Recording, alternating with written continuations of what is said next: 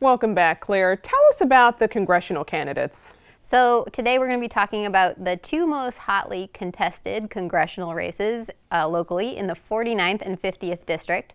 We can start with the 49th, where the incumbent Darrell Issa is not running for re-election, and so we are looking at the candidates hoping to replace him. And of those candidates, who missed the most elections? A candidate named Danielle St. John missed 19 elections. That's every election since 2000 except the last presidential elections, the primary and the general election. And I reached out to her campaign for a statement and didn't hear back from them. And then among the other candidates, a few stand out. Joshua Schoonover missed every election except two back through 2003. And I reached out to his campaign for a statement, and he says he's an independent thinker. Quote, "Since 2003, I have made every effort to participate and place votes to get rid of swampy politicians and dangerous policies."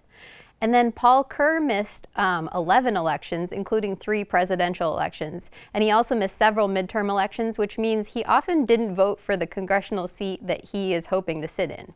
And when I reached out to his campaign, he sent a statement explaining why, and he says that, quote, "The election of Donald Trump crystallized the realization that I couldn't stand on the sidelines." And then among the other major candidates, KRISTIN GASPAR missed 5 elections, Sarah Jacobs missed 2, Diane Harkey missed 1, and Rocky Chavez and Doug Applegate missed none. Wow, so now I've got to ask about the 50th congressional district. How did they do? Okay, a little bit better.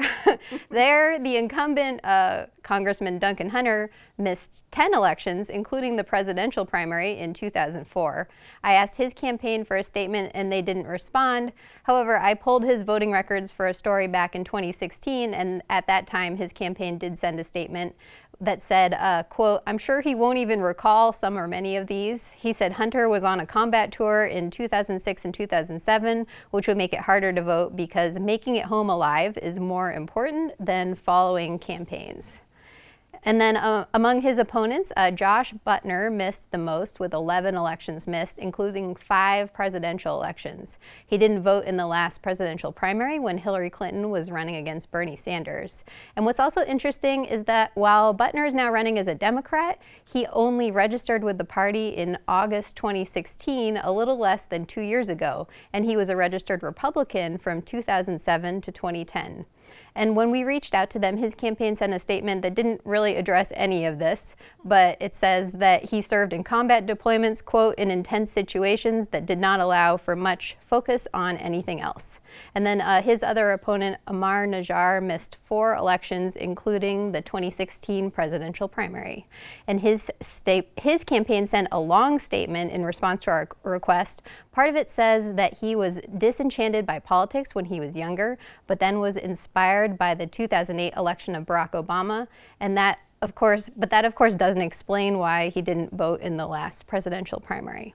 And then we can also note that Republican Bill Wells missed 5 elections. Wow, well, all of this is very fascinating. Remind us again where we can find all the information. So we are posting all the elections that all candidates missed, along with a statement if they sent them, for city races, county races, and congressional races. And you can find all of that at kpbs.org/missed. Claire, thank you very much. Thank you.